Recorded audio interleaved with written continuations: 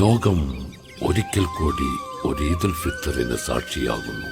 ആത്മസമർപ്പണത്തിന്റെ ആത്മീയ അനുഭൂതികളുടെ രാപ്പകലുകൾക്ക് വിട ചൊല്ലി വിശുദ്ധ റമളാൻ പടിയിറങ്ങുന്നു.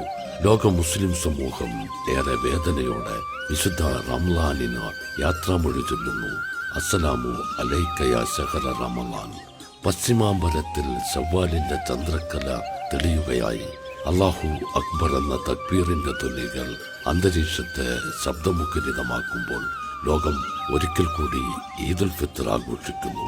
കർക്കിടക മാസത്തിലെ കാർമേഘ കീറുകളെ വകഞ്ഞു മാറ്റി സൂര്യൻ പോലും ഈദുൽ ഫിത്തറിന് സ്വാഗതം ആശംസിക്കുമ്പോൾ പ്രിയപ്പെട്ട എൻ്റെ എല്ലാ സുഹൃത്തുക്കൾക്കും ഹൃദ്യമായ ഈദുൽ ഫിത്തർ ആശംസകൾ അർപ്പിക്കുന്നു. റജീബ് എടശ്ശേരി.